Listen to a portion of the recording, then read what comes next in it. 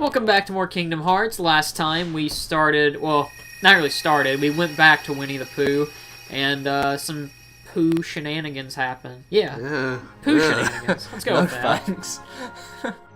I guess you could say that was a pretty shitty situation. I don't know. I tried. Way. I tried. That's what matters. So yeah, Winnie the Pooh. Yeah, he's a guy who's a bear.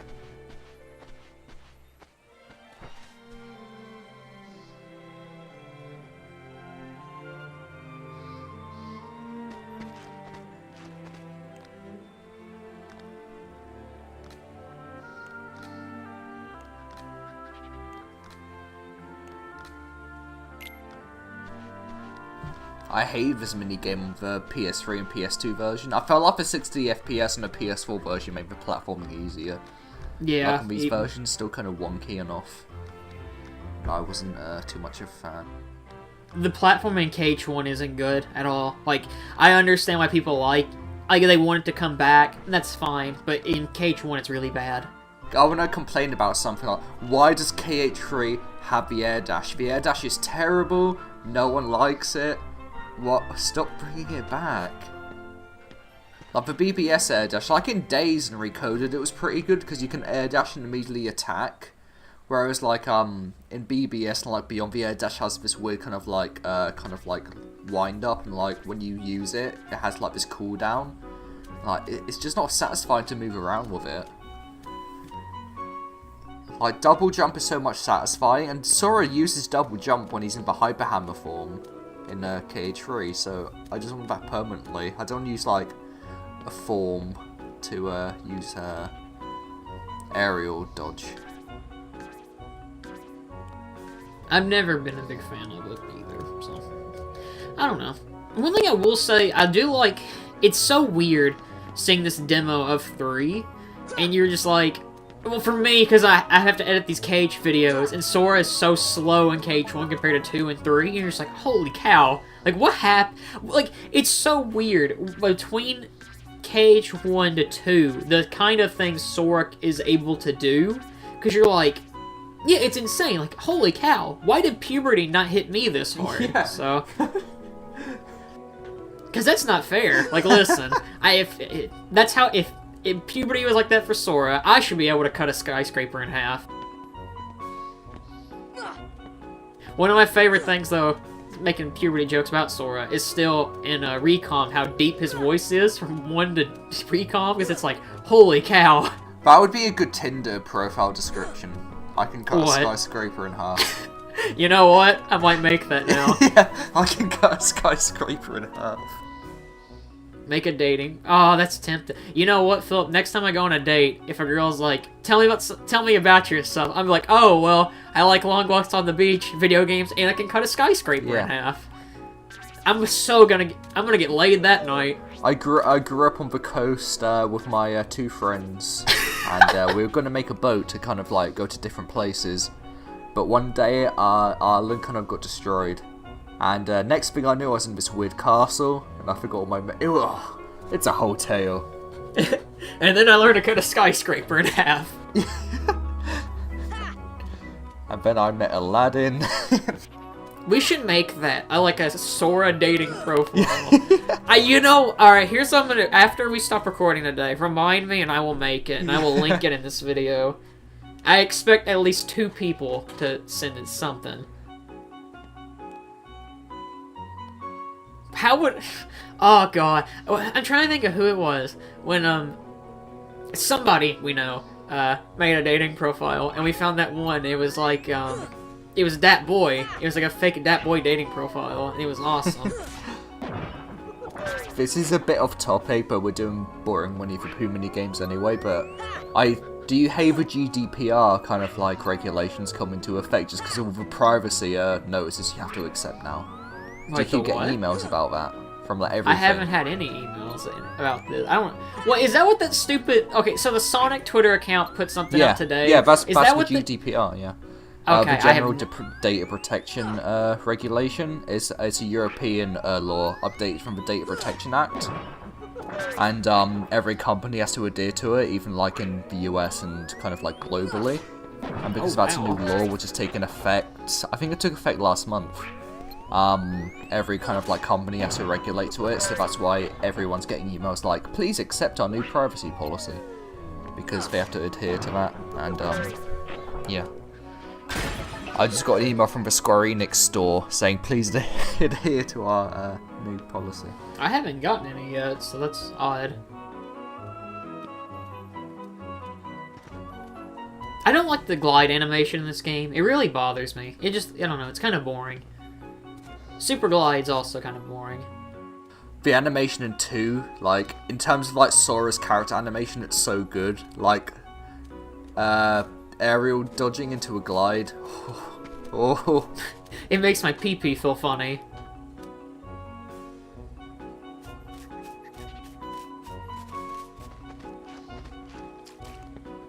Do you think, well, can we, no, I'm trying to think. We haven't seen Sora glide yet in 3. I'm sure it'll be in the game, so I hope. Hopefully it replaces the air dash. Like, it's so bad. No one likes it. I don't know anyone who likes the air dash. We're gonna get that one comment. Oh, I love the air dash. Yeah, I love the air dash. It's so bad. That's probably my favorite, like, thing from the Wizard. Is like, I love the Power Glove. It's so bad. I've never watched that movie. I've always wanted to. Whoa. Yeah, I forgot about this other page, and I was like, oh yeah. I was not prepared. I recorded most of this, like, final session. Like, from episode, like, 40 to the finale, I recorded in one night, and I was like, holy cow, I'm about to die. Like, you can only deal with so much Pooh Bear shenanigans and Ansem shenanigans in one night. What if you combine the two?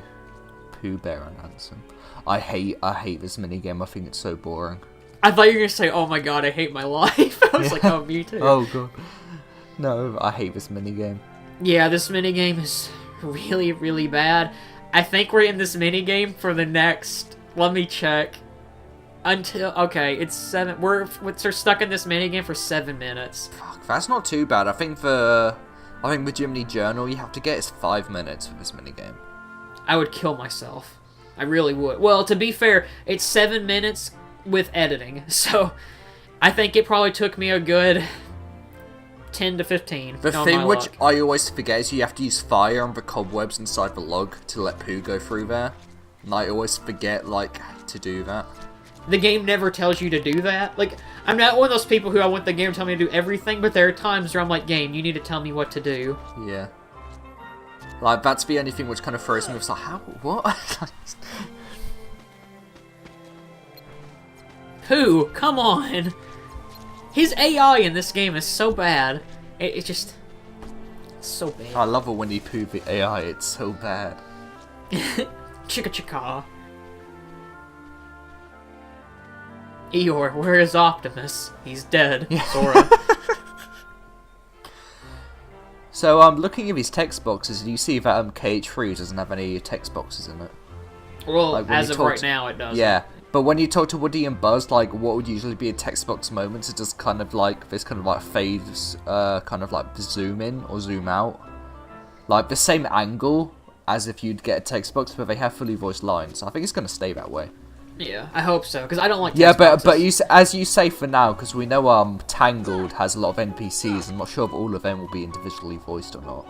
You know? I don't think they will. Like, it's weird. So I don't mind text boxes in certain games. Like, if it's for, like, NPCs, that's okay. But I'm getting to the point now where I'm like, I kind of want every game to have voice acting, if they can. Like, Breath of the Wild is making that jump a little bit where they do have some voice acting, and I know a lot of people probably are either hit or miss on that. I'm glad they're at least trying to do something different with it, because... That's where the issue lies, though. It's kind of like Nintendo is still like, at least they're, you say at least they're trying, but voice acting has been a thing in games for over 20 years. Do you know what I mean? Like, yeah, I'm not defending it. It is something that they should have... Like, I know people hate the voice acting in Mario Sunshine, but it's something that they should have kept, like, worked on, obviously. Like, don't... Yeah, I agree. Don't have Bowser's voice, because it is terrible, but, you know. It's just like, when, like, it's so limited in scope, it seems like something you'd have from, like, a 90s game. Like, Breath of the Wild should, like, give Link a voice, do you know what I mean? Yeah, make him an actual character at this point. If I can't name Link, then make him a character. Yeah, you've hit it on the head completely. Like, I agree, like, Link's no longer a played character because he's canonically Link. You can't rename him, so if you're making him a character, why not commit to that? It's even like Pokemon. That's something, and a lot of people would probably disagree with me on this, and, you know, I get why, but at this point, I'm like, when they're making this Pokemon Switch game, why not have voice acting in it? Especially if it is the rumored, like, Gen 1 remake, I guess. Why not? I mean, something new. They need to try something. I think they should do, like, a Pokemon game where, you don't choose your starter. It's kind of like, you have a pre-established character who has a pre-established starter. Kind of, you know what the Pokemon anime does where Ash has Pikachu and it's about developing their relationship? I think a game could do that. I don't think you necessarily need to choose your starter. Like, if they did, like, a very story-focused, like, I don't know, you found, like, a Pokemon in the wild for story reasons and actually, I think that could work, but they'd never commit to that. Pokemon Yellow does that, where you get Pikachu from the very beginning.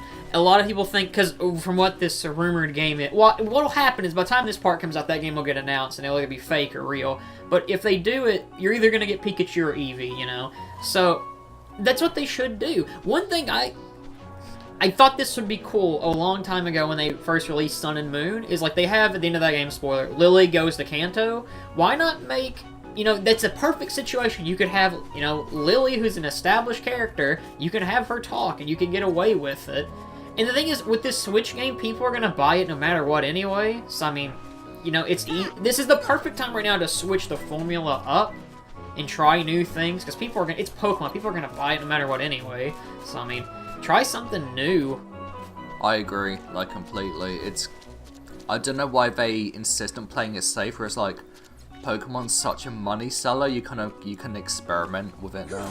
Yeah, because even if this game comes out and a lot of people hate it, people are going to buy the next game anyway. Look at Ultra Sun and Moon. It's pretty much a third version of Sun and Moon. I'm being perfectly honest with you. Do not buy it if you've played Sun and Moon. I really regret ever getting it.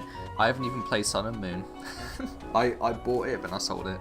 After playing 2 hours, it's like, Sun and Moon is good once you get off that island, that first island, but it's such a long tutorial, and it's just like, I don't want to compare... Well, I'm going to compare it to KH2 in a sense. I think KH2 is a much better game, don't get me wrong, but it has that long tutorial which makes it really hard to sit through, and this is kind of on topic. I started replaying KH2 last night because I've been really bored, and sitting through the Roxas tutorial, because I'm trying to, like, this time, like, I'm going to watch all the cutscenes, just because I haven't done that in so long, and, like, it makes that tutorial so much longer, and it's just like, oh my god, how did I ever sit through this as a kid?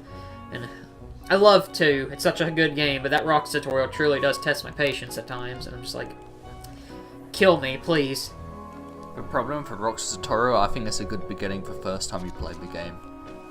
But after that, it's kind of, no thanks, I don't want to do this anymore. That's the Pokemon tutorial problem. In every game, they've always had this issue, and they've never fixed it. The problem with the Roxas tutorials, you level up during it. So, you can't skip it. Unless they say, like, I don't know, you can skip it, you'll be defaulted at level 5. Which, in honesty, I would be fine with that, because it would make the game a lot more fun at the very beginning, because it'll be much more of a challenge. Like, if you're playing vanilla too, by the time you get to Sora, you're a bit too overpowered to begin with, so...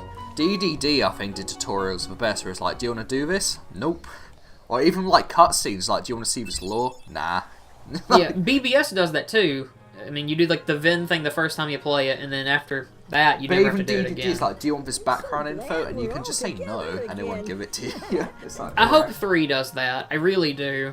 I didn't know what to do. But you've said before that, like, isn't 3 gonna start when you're in Twilight Town or something? Yeah, which is weird. I'm not sure how that's gonna work exactly. I think it's gonna do a media res thing where you start, you know, in the cutscene where it's like Xemnas and Sora talking. I think it's gonna be like a present day thing where it's, you know, FF15's beginning where it's them in the future. Yeah. And then like it cuts back to the past. I think it's gonna do something like that, where it's like Sora in present day, Hey, Pooh. and then it will cut back to Olympus Coliseum. Oh, well, You know in Olympus in the demo where it's like Sora and Donald walking, they get like they get kind of like blindsided by the Rock Titan. I think it's just gonna cut to that immediately I'm without gonna go look for my context. friends. I don't think there's They're gonna be waiting for anything me. before that. I would be kind of fun. If we're gonna have a tutorial, I would honestly be kind of fine if it did like a Metroid Prime thing, because in Metroid Prime you start out with all of Samus's like gadgets and you're super OP. So like you start the tutorial and you're Sora and you're really OP, and then it cuts back to like default Sora in Olympus. That'd like, be kind of neat. I did like how DDD explained that, because like Xehanort took all his powers away. Like, okay, that makes sense. Why he doesn't have anything anymore. That's such an anime thing, like the throwing your arm up. It's like, later guys, and I'm like... And for Winnie the Pooh, his arms are so small that it doesn't work. we shall always be here. Sora, don't forget, you're always gonna be my bitch. So yeah, that happened. That was Winnie the Pooh. I will say, I do love the ending of this world. I think it's really charming and it's really sweet. I love 1 and 2 as well. I think 2 does like the ending of the Winnie the Pooh world a lot better. But this one's nice too. Like, I mean, I know this world is boring, but Winnie the Pooh is such a sweet, like, series or franchise, whatever, that it does make me smile whenever I see Winnie the Pooh, so... I love it in 2 because the book's damaged and then it's repaired and the cover updates. It's like, oh, that's sweet. This still looks like the brand of sacrifice from Berserk. And Oh my god, I just got such a bad mental image because of that now. I'm not even gonna say it because it's really bad. We'll see you guys next time as we face off with Hades and we finish off the Olympus Coliseum for good. See you guys next time.